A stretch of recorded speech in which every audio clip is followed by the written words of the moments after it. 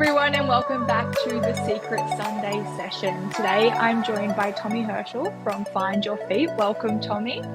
Thank you. Very appreciative. Thanks for having me.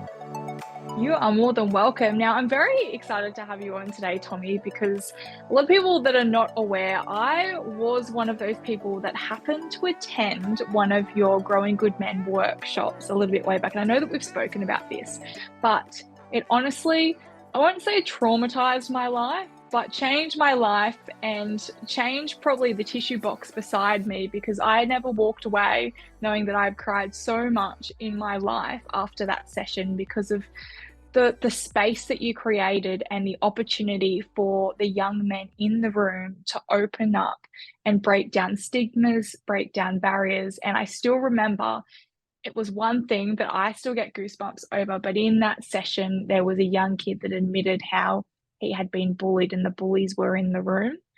And then at the end of the session, the bullies came up and apologized to the kid. And Yeah. for me, that sticks with me forever. And it still is today. And I've been longing to chat to you. So I'm so grateful that we finally created the opportunity and the space, because we don't create that opportunity for young men or men in general to have that conversation, to share the burdens that they're carrying, to Mm. share the struggles that they're going through in a space where they can feel appreciated by their peers. So thank you so much for coming on for my own sake, and for the sake of the community as well. Before we dive into the amazing work that you were doing in this space that I know that I have witnessed, for those people that are not aware of who you are, who is Tommy and what does he do with himself? Oh God, that's such a good question. Hey, I reckon anyone that answers the question who they are, far out. It's evolving all the time who I am. I look back at who I was 5 years ago and I cringe. I look back at who I was 5 years before that and the same thing. I guess I'm a kid from Tugun, straight up, which I'm really proud of. So Queenslander, like I mentioned before, and you said find your feet, mate. She's find your feet up in Queensland. Oh, sorry. Mate, well, we only got coloured TV up there a couple of months, so we don't speak properly. Yeah, but I'm a Tugun boy, and that's a big part of me. What I grew up in down at the Tugun Footy Club and the people I grew up around, and as much as we all sort of grew up in and around this burden of being blokes and not being able to share, um, you know, things that were going on for us. I grew up in and around a lot of good culture as well, of respect and looking at someone in the eye and acknowledging someone. So yeah, I guess I'm a fella who's been on a journey and will always be on a journey, and every day I sort of take as an opportunity to get better. And yeah, sort of make sure I've got a team around me that when I need to, I can rely on, that are going to, be there for me. So yeah, Chugan boy. I grew up, I lived in pots and pans for a bit as well, up in Cairns. Went to PBC. I got two amazing kids, Betty and Alf, and yeah, yeah, amazing wife. I'm really lucky to have an incredible woman in my life who sets a standard for me also, and yeah, so I think that's a little bit about me and where I'm at. All I Ah, took from that is you're a Queenslander and you had a dish at my accent based on me being a New South Welshman. So yeah, well, you're a bit smarter than us Queenslanders, you New South Wales people. You got a big bridge in a fancy place where people go singing. yet So, I believe you have relocated to New South Wales. yeah, So well, I'm like, in the old days when the missionaries would travel the world and for God, and I'm down here trying to teach you New South Wales people, you know, what's good the about proper English. it. No, it's beautiful. Yeah, I do. I live in Avalon, which is such an incredible spot.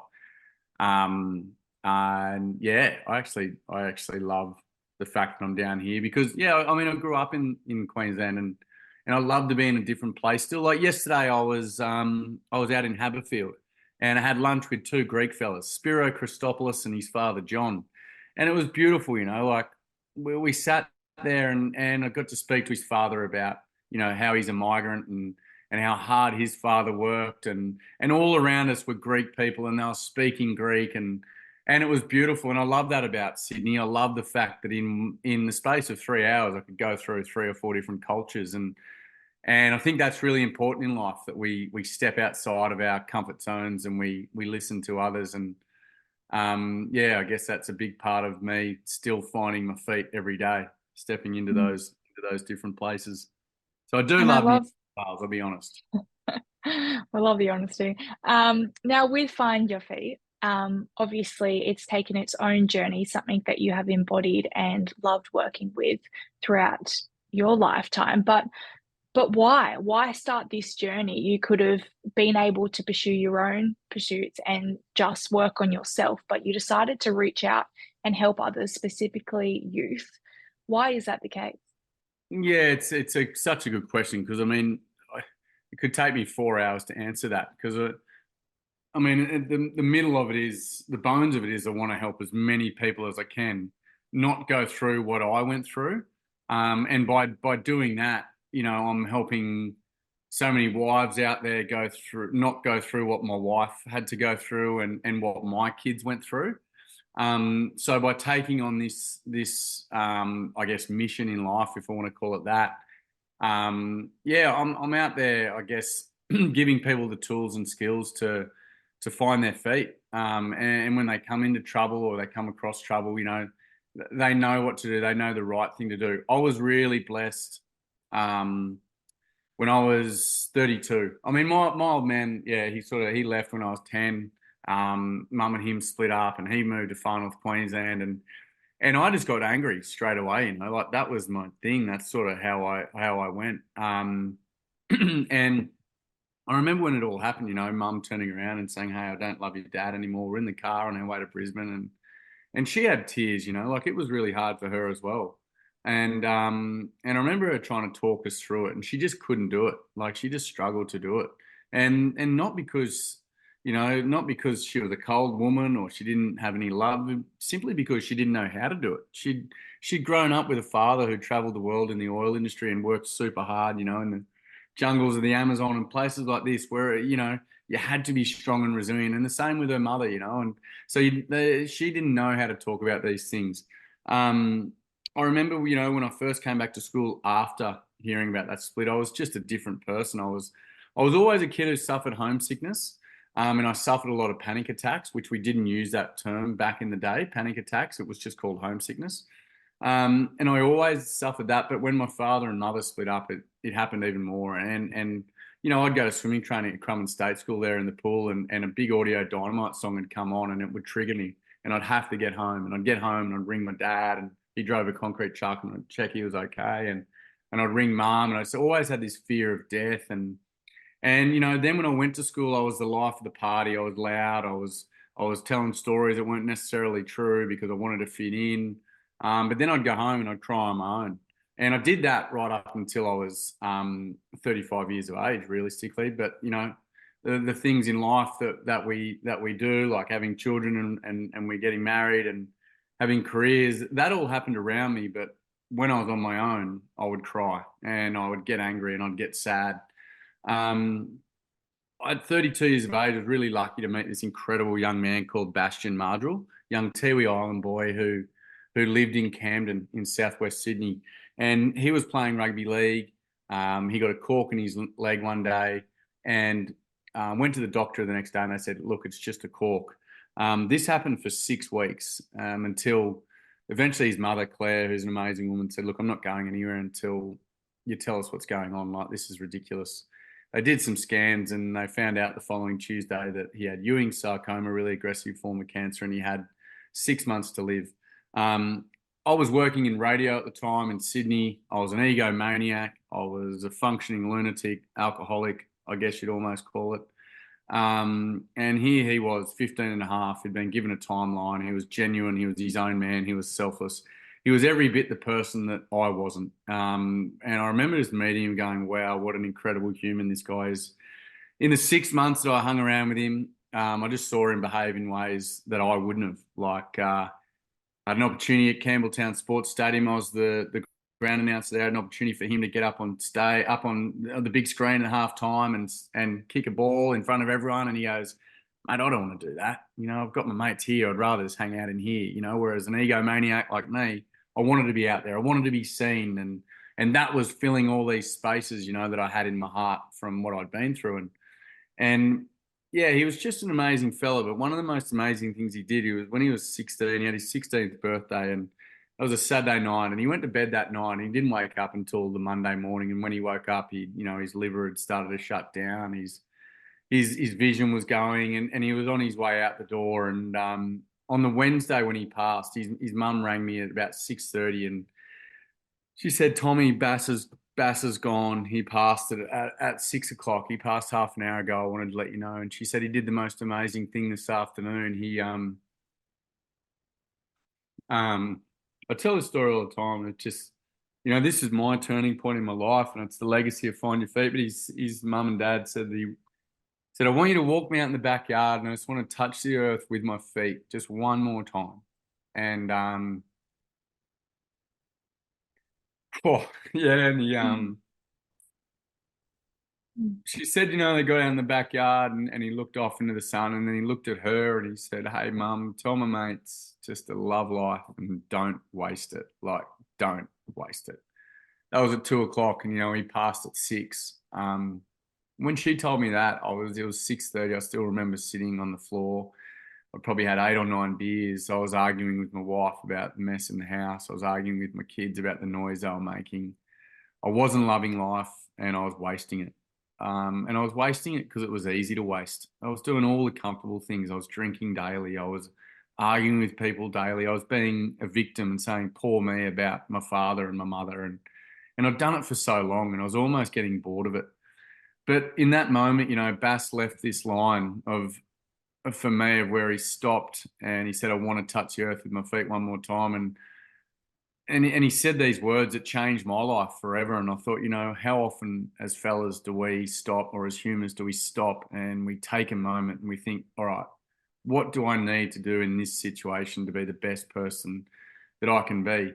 Now, that didn't really happen for me until another 3 years down the track when I was 35, and I'm in the room where I'm in now, and drinking with a couple of guys. And I'd watched the movie Lion a few days before, really sad movie about two Indian boys, and I'd just been weeping for 3 days after it. It was heartbreaking, and I explained to young fellas, though, this night, like this was the night where everything came to a head for me. And I explained, like my laundry pile piled up, and everything I dealt with, or that I'd just jammed on the laundry floor, and I'd never washed it, and it just got to a point where I couldn't deal with it anymore. And two mates saying, you need to see a kinesiologist. I was like, mate, I'm from Chugan. Like, what the hell is a kinesiologist?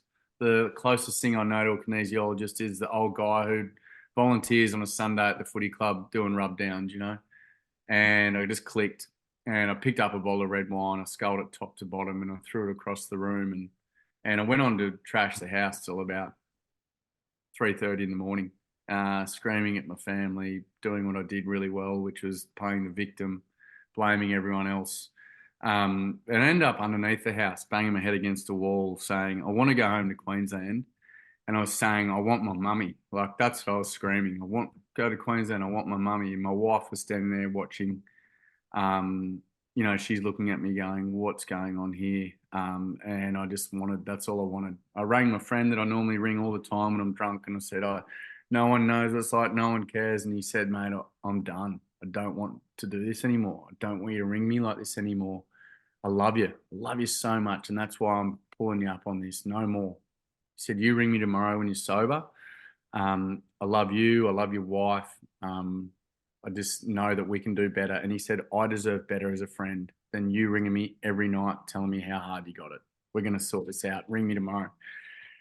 It was amazing. I rang the next day. It'd been organised for me to get to a place here in Sydney where I got some help. I walked in. I was introduced to a counsellor called Elizabeth. And I sat down with her and I said to her, like, why was I calling out for my mummy?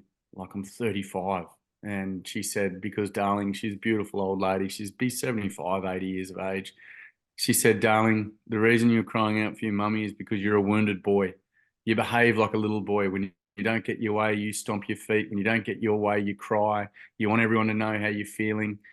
She said, that's how a wounded boy behaves. But what we need to do is we need to get you to the point of being a functioning adult, because you're 35 and you've got kids and you've got an amazing wife. and that's my role, and I'm going to do that for you. But she said the reason you're still where you're at and behaving the way you're behaving is because you've never been accountable for anything. You've never owned anything, any of your behaviors, and you've never grown from any of this. And that's what we're going to do. And that was the day that, yeah, I guess I found my own feet and I took action. And yeah, I turned my life around. And it's been 7 years since that's happened. And I guess this is like the first year that I'm just having a really beautiful relationship with my wife. Um, she was married to like a wounded boy for so long, and it's just beautiful now being a dad. It's beautiful being a husband. Beautiful doing the simple things like driving my daughter to school. And yeah, she's 14. She doesn't talk much, but just learning that driving to school is a great way to have a conversation about little things and just enjoying that. And yeah, so that's I guess find your feet and why I started and why I'll do it forever. Like it's for me, it's not a business, it's not a foundation, it's not an organization, even though it is a foundation, but it's just, like for yourself, it's your story. It's what you live daily, and you don't want anyone else to go through what you've been through. And if they are, you want to help them not get out of it, because I don't reckon you ever get out of our situations or anyone gets out of their situations, but we learn how to live with our situations. And I think that's what Find Your Feet does really well. Hopefully that answered what you Oh, asked. oh, absolutely. Wow, congratulations on that journey, honestly. And even to admit that this year is probably the first year where you felt almost present in your relationships, like all that hard work that you have put in has finally, I'm not going to say paid off because, as you said, it's something that you continue to manage, but has finally gotten to a point where you can be present in the life that you are and almost adhere to that promise and to that message throughout your whole journey of just go and just live and love your life. And the Mm. fact that you can finally feel that you can step into that now, what a journey. Like, congratulations. Yeah, I appreciate it. It's like I guess when I say like this is the first year, it's I've had to earn people's trust back. So most Mm, importantly, my wife, and my kids. The minute I spoke first on this, I remember it was at a big function. Sydney's 1,000 people. It's like 4 days after I've been into this place and had this epiphany, and it's awesome. Found my feet, and I sit down and everyone's clapping and cheering, and my chest is out, and here I am thinking I'm some kind of epic keynote speaker, and it was awesome. My wife looks at me and goes, "Are you kidding me? Like, mate, you've put me through so much and so many other people through so much. You've got so much work to do. I, mate, do not sit down and be proud of yourself in that way." Like, and it was awesome. It was so true. Like, and it's a big part of the work now. Like I say to young people, hey, you've gotten up and you've spoken. That's epic. But the work starts now. And how exciting is that? And it's about making people excited about that and celebrating the fact that we've got work to do. mm, There's nothing better than overcoming a challenge. There's nothing better than facing a challenge, nothing better than setting a goal and achieving it. Yeah, so I guess it's the same as this sort of thing. There's nothing better than being able to go, yeah, I've got a burden. I've got something that's holding me back or dictating my behaviors. What am I going to do about it? Because I no longer want that to go on for myself. mm. I mean, you look at your journey and we talk about the burdens that you carried, and you spoke about how your parents splitting up took a massive toll on your life. Do you put it down to that? Do you put it down to your reactive behavior and not taking accountability all those years? Was there split up the one thing that triggered all of that for you, then not to be able to share what you were feeling and the anger and the frustration? Yeah, and it's always because I meet so many kids who go through so much hell, like trauma, and so when I think of what I've been through, it's like, hang on, when I put it up next to others, it's sort of, should it have occupied my life the way that it did and as much as it did? And when it comes down to it, probably not. Like if I faced it a lot earlier, and it would have been a different story. But I guess it was sort of how I dealt with it as well. Like I just felt like it was my fault straight away when they split. I just blamed myself. And I think any young people or anyone I've learned, they just want to be loved, they want to be acknowledged, and they want to be listened. Like if we can get those three things going for anyone, and my wife says it all the time, which is amazing for our kids.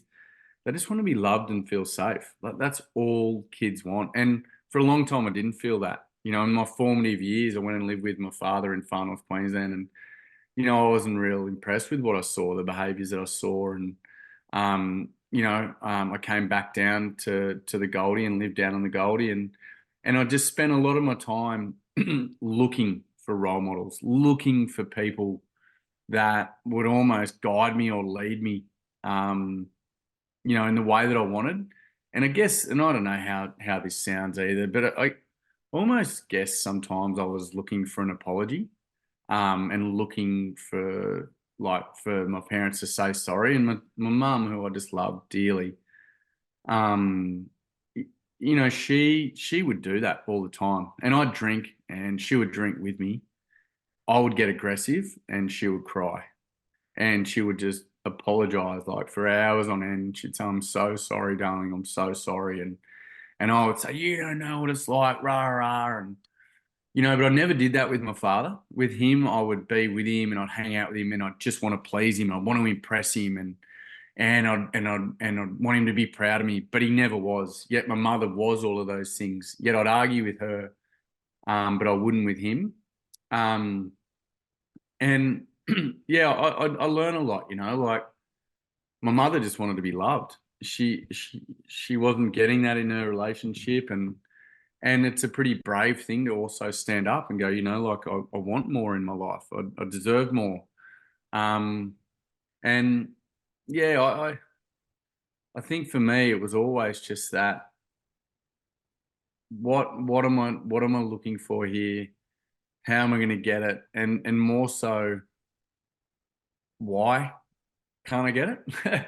Like simple things like watching families have Sunday lunches, and you're there going, "Well, my old man's in Far North Queensland and my mum's down here," and yeah, like just that simple thing of family that so many kids and people I meet don't have. But I just think I probably reacted to it nowhere near as well as I could have. I'll definitely own that. There's certainly things that I could have done that would have made it a lot easier for the people around me, that's for sure. If you look back on the behaviors that you used to pursue in order to fill that void almost inside of you of wanting to be loved, of wanting to get the approval and be enough, why do you think you pursued those behaviors? Like, why did you turn to the alcohol and why did you, decide to go into these outbursts and things like that and Mm, fall into the victim mindset? Because as you said, there can be a point where you can switch it or you can go seek help, yeah, or even when you reach those turning points where people gave you a bit of a slap in the face. I wish I had a Why pen didn't to you write this change? because I love what you've just asked. And you might have to prompt me again if I go off to the side because the first one, like, why alcohol? Alcohol is one of the greatest ways to show that we're emotional and as fellas, and let's just as humans, because when you're drunk, you're allowed to tell people you love them. I love you, mate. You're my best friend. And you also can be aggressive, like, "Oh, yeah, right, mate, let's go outside and we'll sort it out." And the next day, when people, when you see your mate who you told you loved, because you do love him, but you want to tell him, but you can't because men don't do that. But you say, "Hey, geez, mate, did I get a bit, did I tell you I loved you last night?" "Yeah, don't worry, you were drunk. It's all good, mate." So it's just an awesome excuse, but you can get this off your chest, but it's not real. And then the other one you said, the victim. The victim is easy. It's easy to be the victim. I can walk around and go, "You don't know what it's like. You don't know that no one cares." And what I'm looking for is people around me to feel sorry for me. And I'm looking for people around me to pity me and do all those sort of things and give me, the same sort of love that a little boy would get when he wakes up scared in the middle of the night, or he's lost his favorite toy. Like that's what you're looking for, right? That's easy, but it's not how you're meant to behave, right? The challenge is, like, I always say in Find Your Feet, I say to young people, in life, we get an opportunity to turn left and do all the easy stuff and play the victim like I did, or do we turn right into the challenge? And I never turned right into the challenge. And by saying that, I never ever went, you know what? That's my mum and dad's stuff. That's not my stuff. I'm Tommy Herschell. Like, I'm a good kid. I'm 12 years old. I live in Chugs. I play at the Seahawks. I've got great mates around me. I surf daily. Like, and I love, like, and I guess I never loved myself. I never valued myself. And I've even mentioned it to you before that started doing this. Like, that self-worth thing is still a big thing for me. So what I did was I just went looking for all these unhealthy ways to fill those holes. But, if you look at one of our ambassadors, who's one of my great mates, Kai Hurst, and I won't tell his story because it's his story, but he had some awful things go on in his life when he was a young fella, like awful, right? And he goes on and wins the Uncle Toby's at 17. He gets a challenge and he's faced with a challenge. And what Kai does straight away goes, well, how can I grow from this? What can I take from this? What am I going to do? Whereas I would be like, well, poor me, I'm the victim. Why has it got to happen to me? Life's so unfair.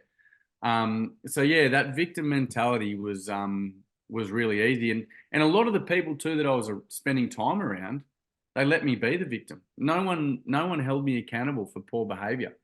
And there's so many ways of doing that. So I would go out and drink and be the life of the party and laugh and do all stupid things. I'd come home and my darling wife would challenge me and go, why have you been out again? How are you? Like, what's going on? I'd argue, I'd cry, no one knows what it's like, I'd fall asleep, I'd wake up hungover. And she would be like upset about what I've done the day before. No one would be contacting her or me. I soon realized that the guys, that I was around were enabling me to do that all the time. And it wasn't until I had that mate who answered the phone that night and said, no more, mate. Like, you can't do this anymore. You can't be the victim. You've got to step up. And he set a standard. And, that was, again, like, that was that moment I found my feet and I started to spend time around people that I used to go out and drink 20 beers and get home at 2 a.m. Like, I now hang around people that get up at 2 a.m. and run 20K. So yeah, it was about looking at what that victim mentality was doing to me and how it was holding me back, and looking at where I'm at now, where I'm hopefully a survivor, I'd call it, or surviving. It's probably better because I still have moments where I fall into the victim, and you're allowed to do that because we're human. But now that I'm a survivor or I'm surviving, I'm running marathons. I'm out surfing as much as I can. I'm an active father, an active husband. When arguments happen with my wife, instead of saying, how dare you say that to me, I go, she's having a bad day. Like, it's not about me. This isn't about me. And, I've been really lucky that my wife has taught me so much of that stuff. And I wouldn't be here if it wasn't for her. And I'm so lucky that I got to marry someone like I did. Mm. Yeah. It's funny, I mean, when we talk about there's a lot of holes that we try to fill, like everybody tries to fill. Normally it does come around the holes of wanting to be loved and wanting to feel of worth to people. And so often we're told you've just got to fill it up yourself. And while that Mm. is, yes, completely valid, as we do mention, there is that longing and that need for connection and people and a community. How do people navigate that? Because sometimes as well, That's having my little places dog. where oh, you're right. Places where you are alone sometimes aren't helpful for people as well because they can't go through life on their own and having, as you mentioned, someone to keep them accountable when they are struggling. So, where is that balance? How do we find that balance in terms of loving yourself enough so that you don't need that validation from other people, Yeah. but also staying connected to people that are right for you? Yeah, I love that. I mean, that's codependency, really, isn't it? Mm. Mm. And I was far out. I mean, I was Mr. Codependent for 15 years. I better tell my little mate, I just, Oh, I tell his yeah. mates a noise. This is one of my little codependent little tools, unfortunately, my little Fair. mate. That's Um, okay. Yeah, well, it's about learning, codependency, and isn't it? And are you codependent on people, and how do we exhibit sort of those behaviors, I guess. Um, like for me, I never wanted to be on my own. Like I just always had to be around people. I could never set boundaries. I never had any self-discipline. Um, they're all things that I was a people pleaser, first to the pub, last to leave. Um, and I used to that's how I roll until I started to be around people that would be like, man, I'm going for 2 beers and I'm going home. I've got sport tomorrow. My kids are my priority. Like, I love you, Tommy, you're a mate of mine, but I love my wife and my kids more. Sorry.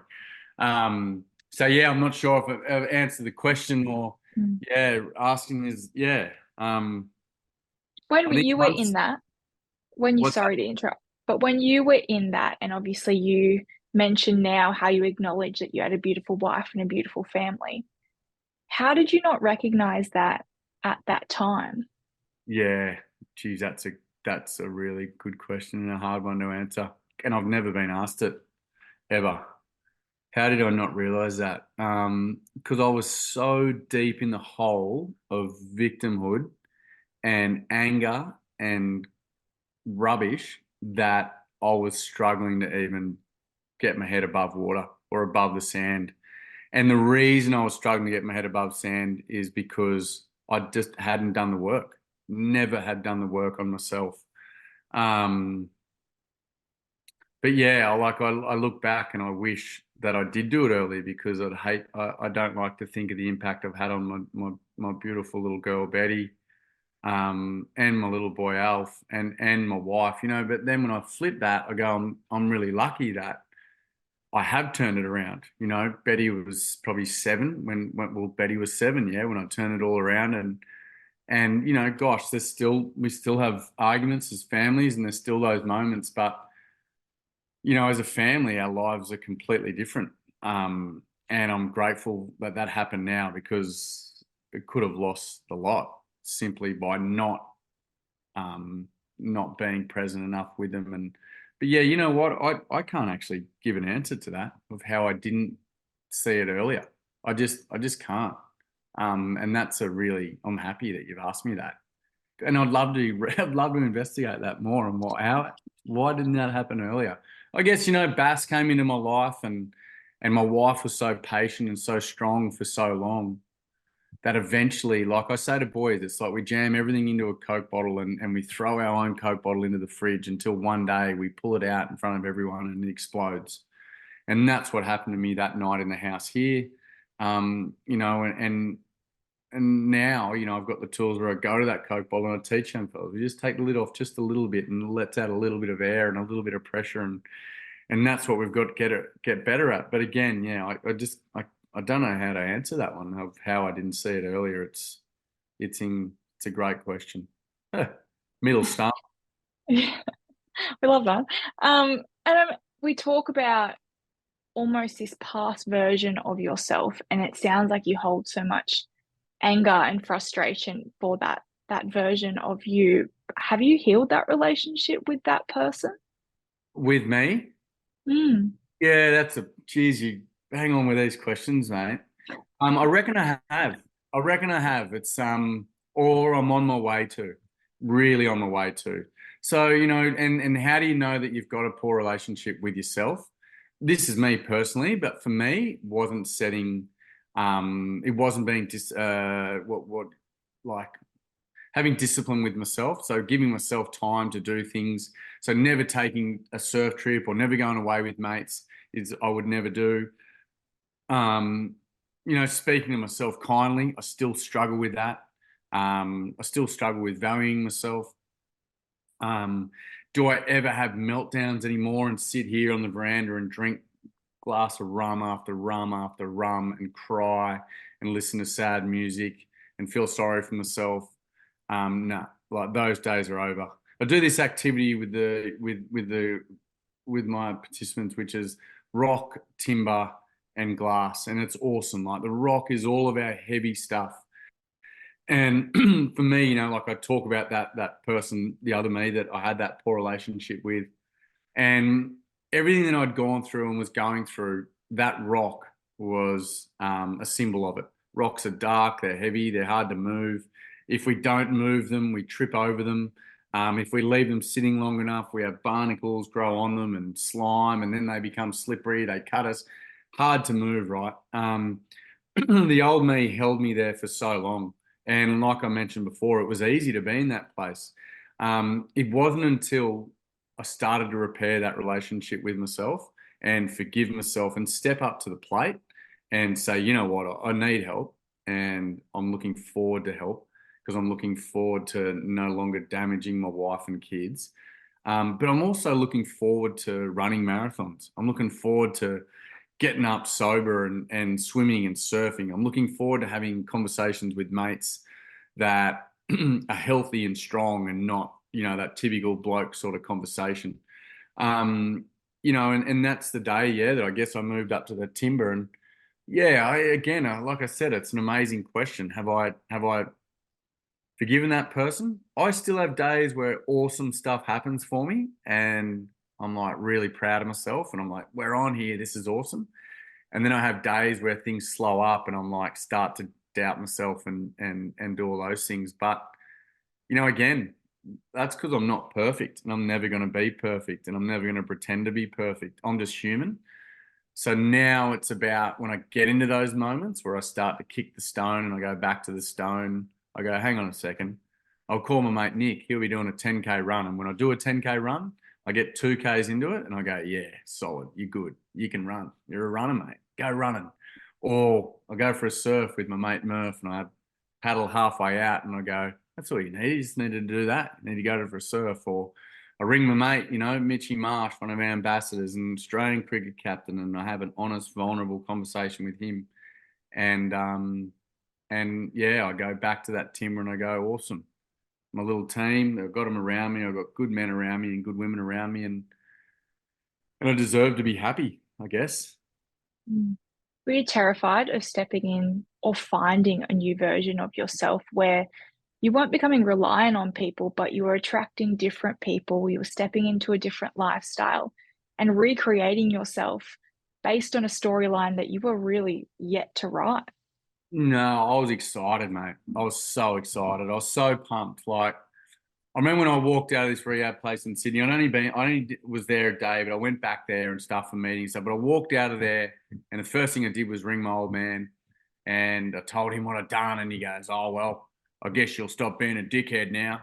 And that's a really shitty comment to make, but I knew I was on the road out of where I was at because I didn't bite at it. It didn't trigger me. I went, "That's your shit, man. You're kidding. Like I'm going for it." And another fella, and I don't think I've ever told this fella this, but there was a guy around where I live here, Aiden, who's a great fella. And, he used to do 2, 4, 6 weeks off the beers. And I'd look at him and I'd just admiration for him. And he said, try it with me, mate, do it. And I remember doing it for 4 days and broke. And I was like, mate, I've gone out of beer. He goes, bro, you went 4 days. Like, well done. And I was just excited about being around those sort of people and overcoming these hurdles that in the past I'd tripped over, whereas now I was learning how to jump over them. Yeah, and I think one of the most amazing moments that I had, in that new me was being at a party like a week after it. All the boys were down one end of the bar, one end of the veranda, and I remember being at the other end with my wife and one of her friends, and just having a conversation. And I was having a water, and I think it was one of the first times I'd probably behaved as a functioning adult husband in our relationship in a really long time. And I remember being proud of myself for doing that. So yeah, it's like I said, it's been exciting and I looked forward to it and I think that's what drives me every single day is every single day there's an opportunity to be better. So when anxiety comes across my desk, I go, all right, well, how am I going to deal with it today? And there's a reason I've got that anxiety. I haven't slept much, or I'm away too much, or I'm working too much. Yeah, I find growth now in those areas awesome. That's incredible. How do we share this message to young people? Because obviously you mentioned you're going through this in your 30s. And a lot of us do, we go through it later in life. But when the problem or the issue or a situation is triggered in the early years, how do we share a message to young people to we need to be able to support you and deal with this now so that you don't go through years of trouble and of angst? Where's the prevention start? Yeah, well, man, it's like workshops like you and I are out doing, and lots of other awesome organizations are out there doing. I think for me, it's personally, it's about giving them the skills to go past that how are you. So, I always teach young crew, there's a couple of rules that they live by. And one of them is don't dog your mates, or, girls will say don't snitch, guys will say don't snitch.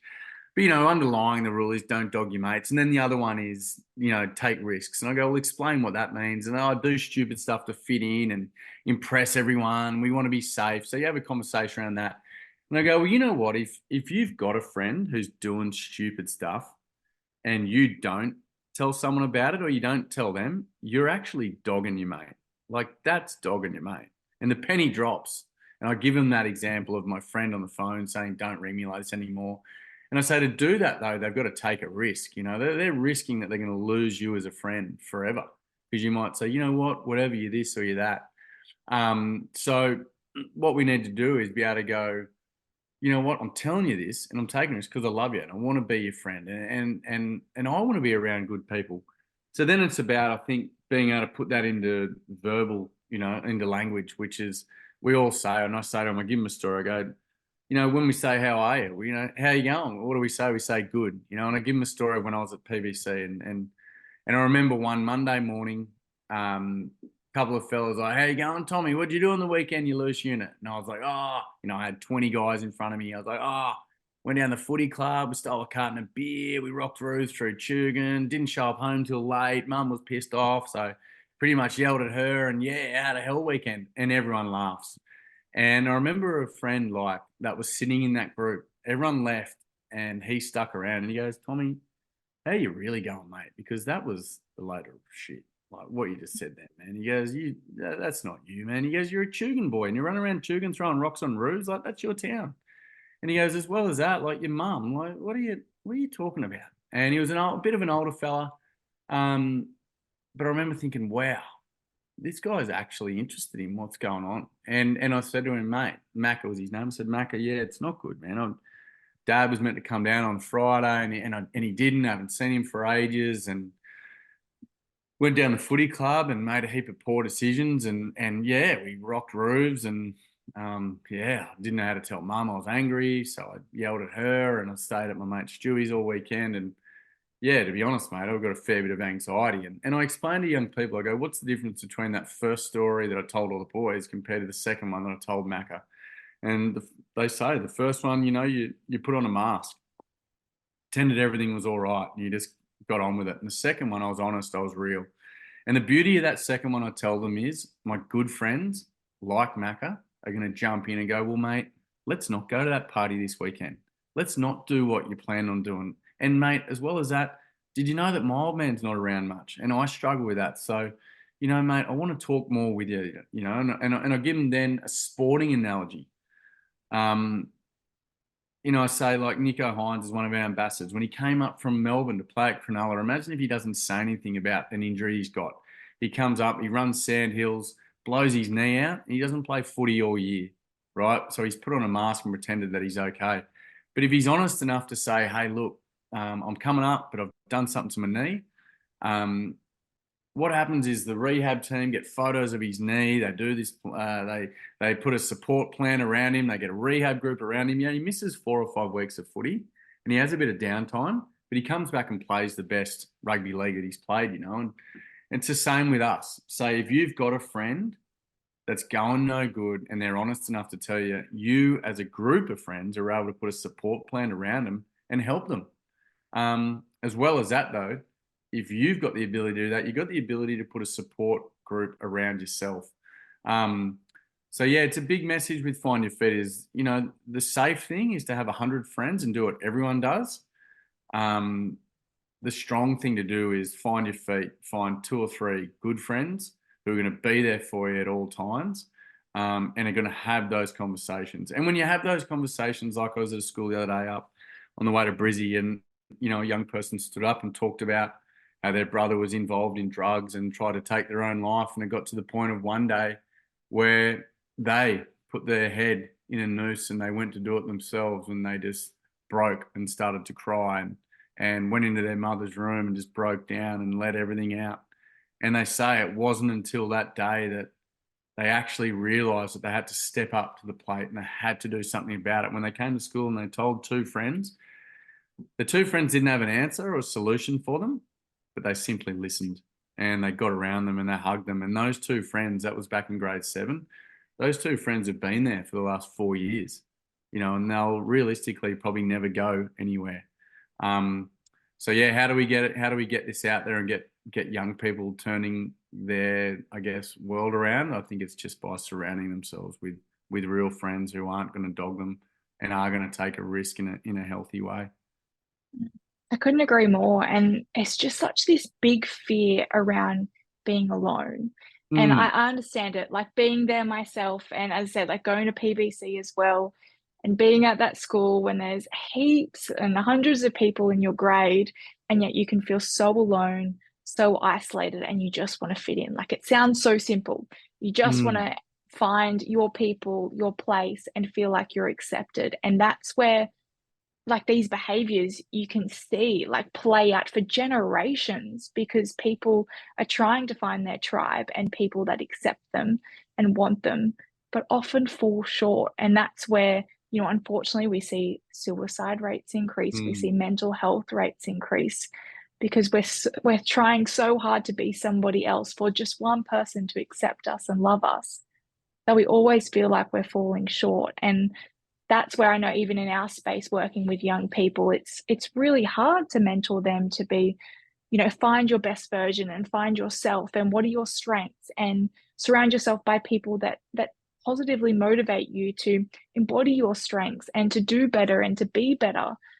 But as young people, it's also hard to see that and to want to work on that when the mm. fear of being alone is so much larger.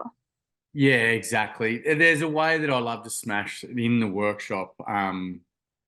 So like it's do this thing, find your feet if, which you've seen, find your feet if you've been lonely, if you've felt anxious, if you've experienced suicide, this, that, and the rest. And then at the end to say, find your feet if you've ever had a challenge going on. Sorry, find your feet if you're always there for your friends no matter what. 100% of the room normally stand up, and they a lot of banging chest, a lot of I'm always there for you. And then the next one is find your feet if you've ever had something going on and you haven't reached out, and you'll get 90% stand up. And I say, give me 4 reasons why you haven't. And normally you get the same 4, and they always are, I don't want to be seen as weak. I don't want to be judged. It's my issue, not theirs. I'll deal with it on my own. I hear that across Australia. Corporate situations, through to footy teams, through to basketball, netball teams, across the board, right? I say, okay, and I write them up, and then just turn back and I go, I'd love to hear from someone on one of these, like what you spoke about. The other day at this school, I had this champion stand up, talk about bullying. He said, I just don't get to be me. I don't get to be the man that I want to be. I'm so scared of being who I am. And it was incredible. There was tears for him. His mates standing around him. They had their arms on him. Like girls were turning around looking at him. They were in tears. They had no idea of his story. And he spoke about how dark it gets for him in the places he goes. And he says, I try to do things to make myself feel better about myself. So I don't swear. I don't ever talk down to anyone. I don't talk ill of anyone. And it was incredible. Out of nowhere, this dude turns around, real popular fella down the front, and he goes, Jesus, mate. He spoke like an old bush. He goes, Jesus, mate. He goes, I've always looked at you and I've behaved like a dickhead in front of you. But today you've really changed my opinion on who you are, and you've made me think a lot about what I need to do. It was incredible. So many tears in the room. And I said, how does this feel? And like people were going, this is amazing. They're saying this kid, like, you're incredible for doing what you've done. You've spoken for so many of us. And you got about 10 people giving him this huge rap, and the emotion in the room, the energy of the room was epic. And then I drop it on them, and I do this on all the workshop. I drop it on them. I go, well, you guys said you don't want to do that, what we just did. And they go, what? I go, yeah. And I press a button, and up comes the screen that says excuse wall. And it's got what they said, the reasons why we don't reach out. And I said, let's rewrite this. Let's put that little legend on the spot, and let's remember what he just did, but let's rewrite it. Anyone feel burdened by what they shared? Nah, we feel inspired. Like we feel like what a legend. Exactly. Anyone going to judge him? No way in the world. If we were to put words, he's strong. All right, let's ask this one. Anyone feel like he should have to go through the next 2 years here at school, the rest of his life on his own, and not deal with this? No. Who wants to stand up for this fella every single time they see him now and acknowledge him for who he is? You get 100% stand up and go, exactly. We love doing this. We enjoy when we do it. We just need to get better at it. If we've got the ability to tell our story or the platform, I guess that's a big thing with Find Your Feet. We give a platform to tell a story, skills to own your stuff, and then the tools to shift that culture. Like for me, it would have been a completely different world. I was really lucky. I had a great friend who went through high school with me, Chugan fella, and I had him come and sit in on a school workshop at PBC once. And I told the story about how when I came back to PBC, I just missed my dad so much, and I was heartbroken, I was lost. And I gave that to the boys. And then at the very end of the workshop, in front of everyone, my mate said, "Hey, Tommy, can I say something to you?" And I said, "Yeah." And he goes, "I wish you told me that when we were here at school, because I would have treated you differently." He said, "You were one of my mates, but I gave you heaps of shit and I bullied you and we did the banter. If I knew you were struggling that much, I would have got around you more. So I'm really sorry, mate." And incredible, like if I did what I do now back when I was 14, 15, there's no way in the world I would have left so much destruction and trauma in my path, which my family are picking up or holding on to still. And it's my job to make up for that. And hopefully that's what I'm doing now. But, to put one of our ambassadors in that role as well is a guy called Sean Marsh, and he'd be fine with me telling the story, one of Australia's great cricketers. And he suffered a lot of anxiety and panic attacks. And it's a big thing for him. And I did a workshop at TSS called the Southport School called Beyond the Wicket with Sean Marsh. Knowing he suffers anxiety, I was like, "Sean, you don't have to speak. I just want you in the room with these young men." 11 boys were in the room, the first 11. And doing the rock timber glass. And this legend gets up about 4 into it and goes, "Tommy, I hate talking. Oh, I hate it. I get so much anxiety." And he was like falling over his lips and his tongue were like, and he was cringing and the minute he said, I hate doing this, he sort of relaxed a bit. He goes, "I'm real sorry. I'll do my best, but I'm not real good at it." Sean didn't say a word. He got up out of his chair. This is Sean Marsh, this is one of these kids. These kids, this is one of their heroes. Got up and walked over to this kid and put his arms around him. He goes, "Mate, I can't believe that you've done what you've done today. This is an incredible moment for me," because he said, "If I got to do what you did at 15, my career would have been completely different.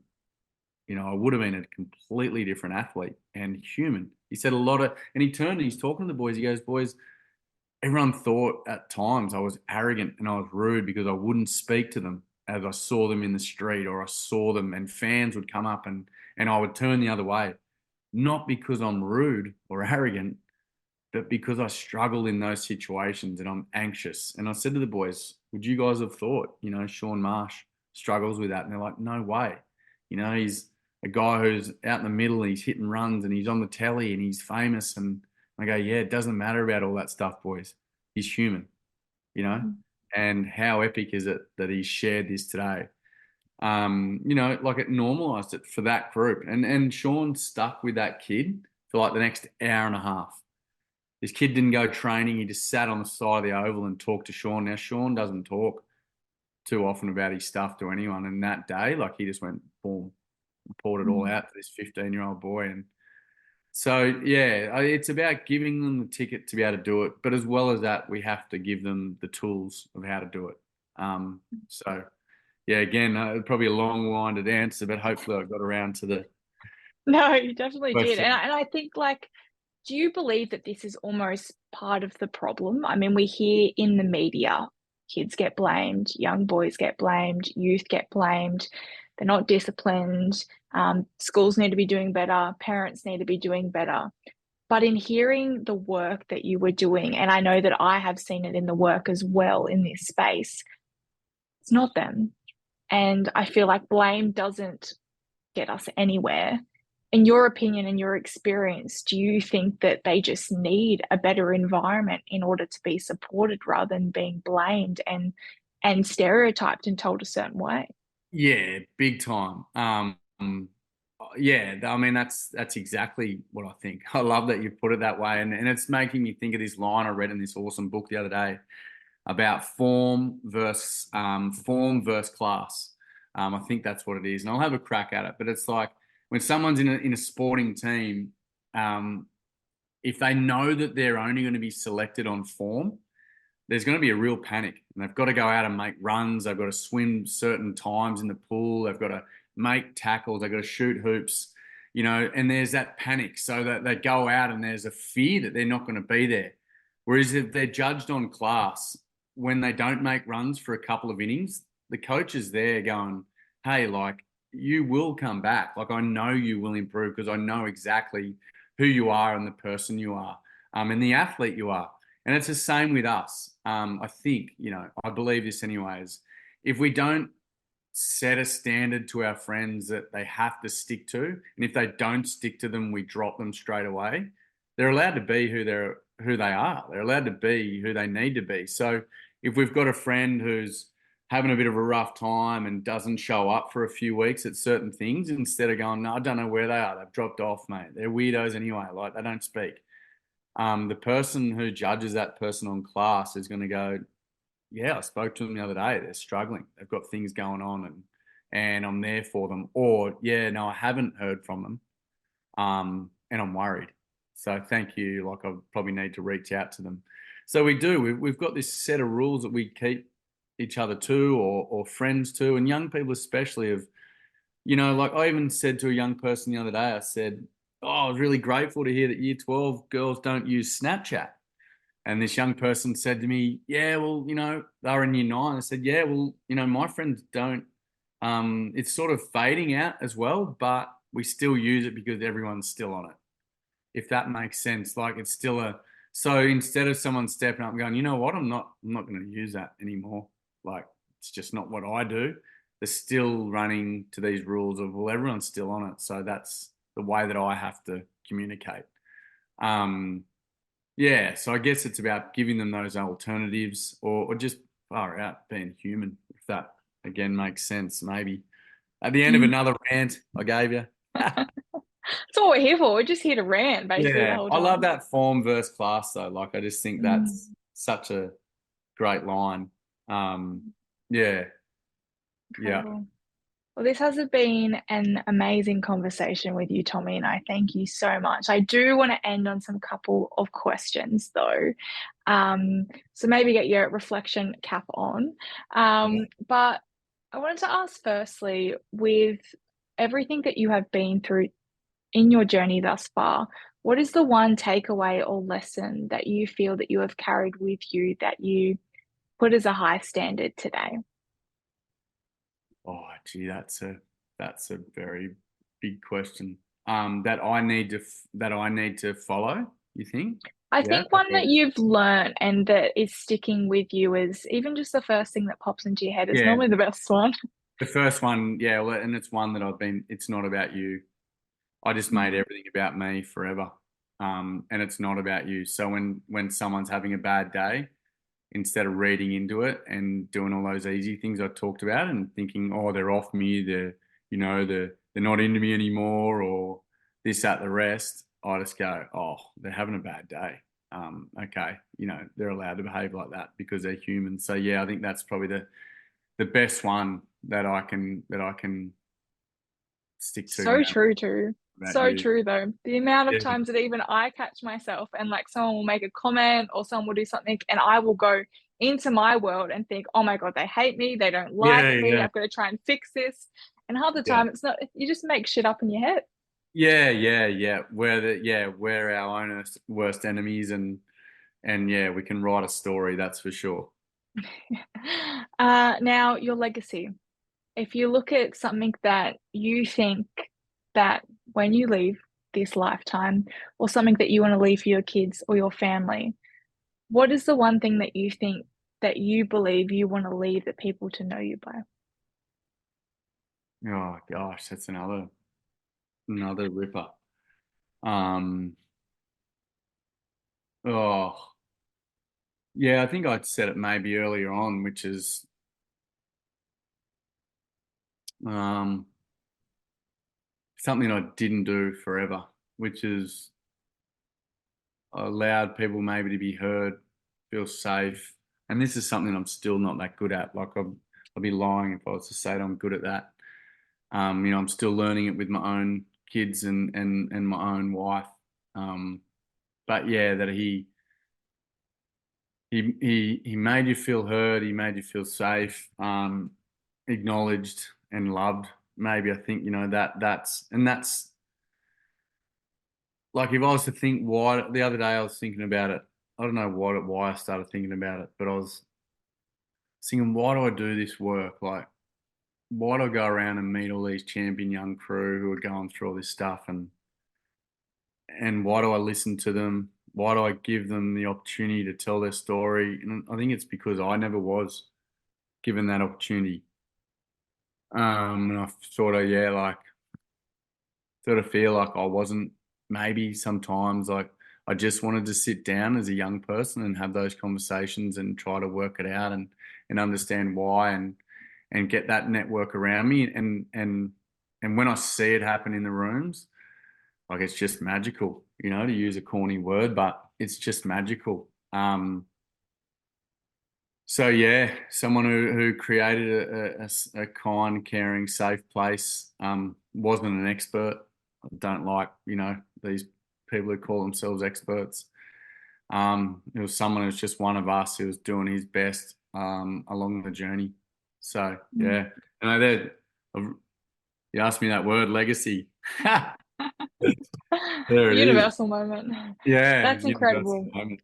moment. Because, and I can honestly vouch to that because sitting in one of your workshops, I think that's what got me personally was that you created an environment that one was safe, but you allowed people to feel heard. And in my own journey and what I've seen, that's the one thing we all want is to be seen, to mm, be heard, and in return, just to feel some sort of love. And you are creating that whether mm, you think so or not. And this is not an ego bashing chest moment. This is what I have felt in a room with you and how you created that for young people.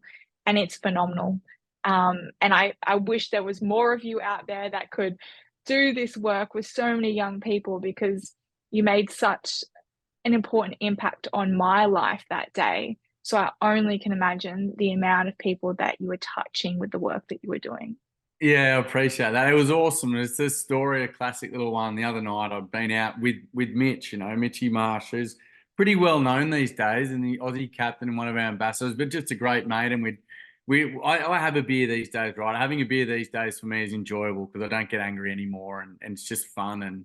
And obviously there's a lid on it. But we ended up at the Tugun McDonald's at like 11:30, and classic. We're in there like kids and we came out and they looked at like these group of kids, young boys looked at us and they'd, I think, had a few beers. But they looked at Mitch and they sort of knew him. And then they looked at me and they go, "No way, dude. You're that find your feet fella." And I was like, "Yeah, boys, how you going?" They're like, "Man, like you changed everything that happened in our school." And I was like, "Oh, thanks, boy. Yeah, awesome." They go, like, no, mate, like completely changed everything from the way we spoke to the girls in our grade, to the way we spoke to each other. And I was sitting there listening to it, and Mitch was there, like, on the other side, just looking back, just going like, "Wow." And he said it to me last night, when we were reflecting on the weekend that we had away. He goes like, "Mate, I've never been involved in anything like this. Um, I'm so grateful to be involved in something like this." And for someone like him who's leading a country into this World Cup and there's all these press conferences, all this glitz and glamour around for him, like for him to be in and amongst those boys when they're just like talking about the impact it had and the change it had, it was incredibly important. It was like he realized, I think, that these young men can do it. And until you see it in action, like, you saw that day, you can't describe it to anyone. He'd been at a workshop, and I don't know if I said it earlier, but he walked up to a boy at the end of a workshop. There was a boy-girl workshop at this school up near Cooma, and He walked over to a fella and said, "Mate, that was one of the most inspiring things I've ever seen." Now, this is a boy who just spoke about nearly taking his own life and finally being seen. And I said to Mitch when we were, one night when we were on the road, I said, "Mate, every time that young fella watches you play cricket now on the television in front of 100,000 people at the MCG, he won't care for the people around, the crowd around you or anything like that. He'll be looking at you as like, I shared a moment with that fella." And how incredible is that? So yeah, the boys and the girls in the workshop do the work though. Like I want to leave it on that. I'm just the I guess the facilitator. They're the ones who say the incredible things. A lot of the time, I don't know if you know, so I don't say incredible things. The other week I was in a workshop and a fella stood up and it was an amazing one. He beat at his chest and talked about, this is out in the bush. He talked about how his dad makes him macho and rah rah, and he sat back down, and then a woman got up, a young girl got up after it and said, and this is the heavy one, but she said, "I was sexually assaulted in grade 3." And it went completely quiet. And I looked at her and I said, I'm so sorry. I'm stumped. It's the end of the term. I said, I don't know what to say. I'm so sorry. And this boy looks over at me, he had just spoken. He goes, "Tommy, I reckon I might have something to say." And I said, "Mate, go for it." And he stood up in front of everyone.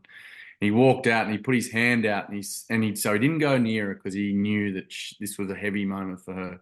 He put his hand out and he said, "For every person in this community that's ever made you feel intimidated, for every man that's ever disrespected you, I want to apologize. I want you to know that every time you walk into this school, you're going to be acknowledged, you're going to be heard and respected. You're an incredible person.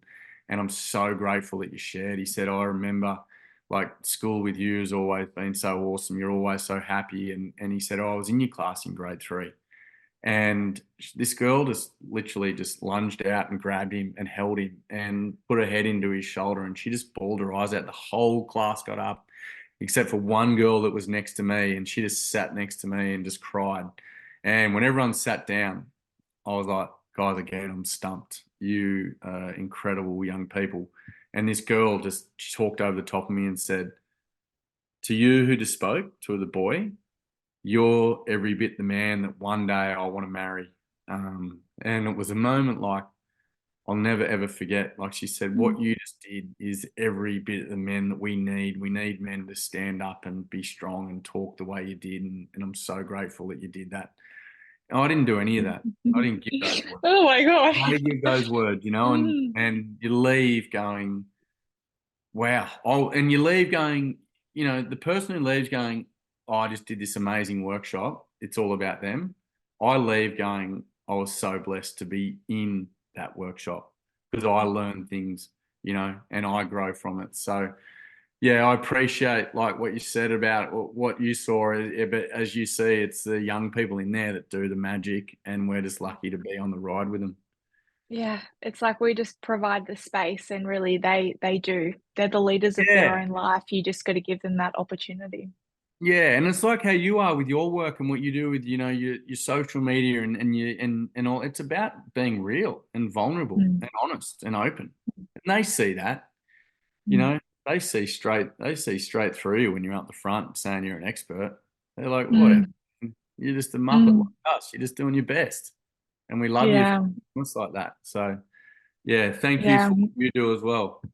No, no, thank you. And yeah, I completely agree. I think we got to stop labeling and start believing and creating these young Mm. people the space for them because they actually have so much to give and they have so much love and voice just to share. It's just we have to provide that space instead of labeling them. So thank you so much for doing that and the work that you do. And thank you for coming on today and sharing all that you have with your story and what you're doing at Find Your Feet. I'm so grateful to have you on. Where can people find you and find your feet if they want to get Yeah. involved, bring you a workshop? So find yafeet.org. Sorry. My little bloke always laughs. FINDYA feet.org. And then social media is at find your feet. That's the Instagram. I'm not that good on the TikTok. I've probably got to get better. And then LinkedIn as well. So yeah, in those areas. And yeah, we've got a mental mechanic out there now, which is epic too. So he's at a couple of schools, and he's like a guidance officer or a youth worker, but he's there to so young people can go and have a conversation and a chat and get that service instead of being the find your feet panel beater, which is that bloke who's there who is there when they crash and burn. So I always explain to young people, go and see the mechanic now, get your oil changed, your tires changed, work on your stuff, and don't leave it until the panel beater when you're picking the debris up off the ground. So yeah, our mental mechanics out there as well in a few schools, so young people might come across him as well. But yeah, that's where you can find us. You might need to edit that last bit out. That was made just a solid ramble. Good at that. Absolutely not. What did we just talk about? Honesty, being raw, being real. No, I know, but the mechanic, everyone's going, what's this bloke got? It's someone who services cars now. No, I love it. Thank you so much, Tommy. And thank you as well to everyone else out there for joining us for another Secret Sunday session. We will catch you all next time.